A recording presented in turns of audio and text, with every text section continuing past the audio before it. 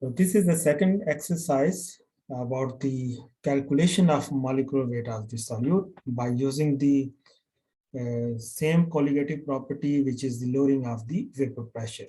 Because the data is given over here is the vapor pressure. So this is giving you the idea which colligative property you would use to calculate the molecular weight of the solute. Because in the next lectures, we will also calculate the molecular weight, but by using the different colligative properties. And you can easily get the idea which colligative property would you use to calculate the molecular weight. And here the vapor pressure is given. That means there should be an equation which we have derived during the discussing the effect of the solute in the solution and the lowering of the vapor pressure, because the vapor pressure is given over here. So first you have to look at the data. The weight of the solute is given and 100 gram of water. That means weight of the solvent is given, and water is indicating that the molecular weight is also given. That is the 18 for in case of the water molecule. Has the vapor pressure of 23.4 at 25 degrees centigrade. And the vapor pressure of the pure solvent is given. This is 23.756. This is the vapor pressure of the solution. This is a solvent. And the question is, what is the molecular weight of the solute? And the answer is, this is the equation which we derived in the previous lecture. You have to calculate the molecular weight of the solute, which is the with the combination of these different parameters. So I have put the value over here. Molecular weight of the, this one is the molecular weight of the solute. This is 5 gram divided by dp. dp is the lowering in the vapor pressure, and that is the difference between the vapor pressure of the pure solvent minus the vapor pressure of the solute. Sorry, this is the 23.4. This is not 34. It is mistakenly written over here. This is 23.4, and molecular weight of the solvent M1, which is the water, and it is having 18 gram per mole. And weight of the solvent, it is 100 gram. 100 gram is given, and vapor pressure of the pure solvent is also given. This is 23.756. All values are given, and you just have to put in this formula and get the value 60.05 gram per mole. And look at the value. Actually, this is near to the value of the molecular weight of the solute, which is the sodium chloride. Although this is a 58.5, but this is near to the 58.5, and you can say your solute is the sodium chloride, because with that fraction, there would not be much change in the lowering of the vapor pressure. So this is important to know and to calculate the molecular weight for the chemistry student. So we are not using much sophisticated equipment, but this is a very simple technique. You can calculate the molecular weight of the solute. The last one exercise I am displaying over here. Briefly, I will explain.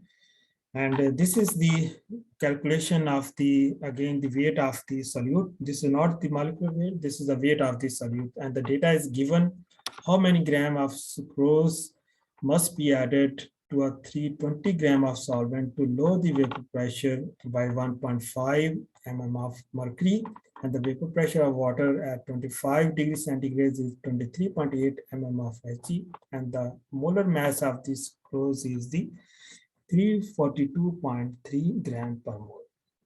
So actually, what is the main learning point over here? Actually, the target is given to you.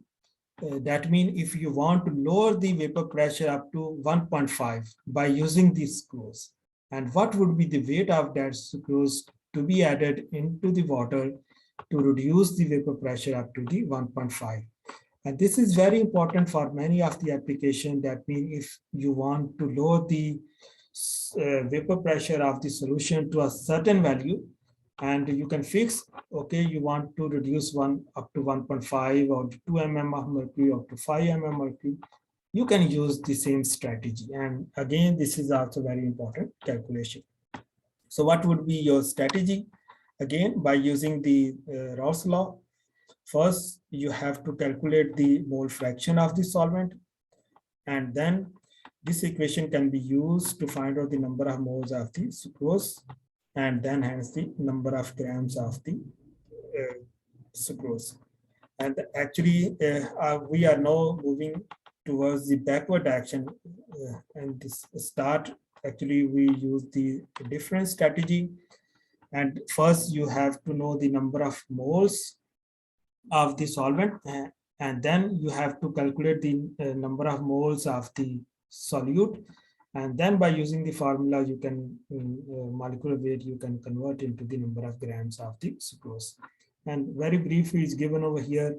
This is the vapor pressure of the, by using the lowering in vapor pressure, dP equal to vapor pressure of the pure solvent minus vapor pressure of the, this one is the solution, solvent minus solution.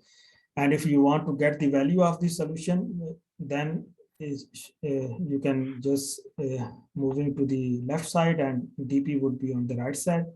That means P naught minus dP.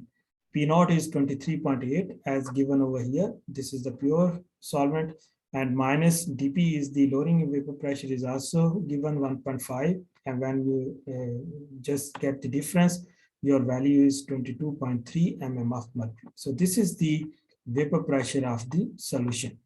So you have got the vapor pressure of the solution over here.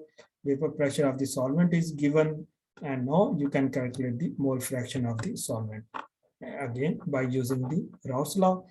And mole fraction of solvent will be vapor pressure of the solution divided by the vapor pressure of the solvent. So when you get the value over here, the value is 0.937, and that is the vapor, mole fraction of the solvent. And you know, mole fraction of the solvent are the total moles and divided by the, sorry, moles of the water divided by the moles of total moles. And thus the number of moles of the water, by using this, you get the answer, number of moles of the water will be equal to 1 divided by 18, and this would be 17.8 moles, because the weight is given, and then you can calculate the number of moles of the water. And now the total moles are the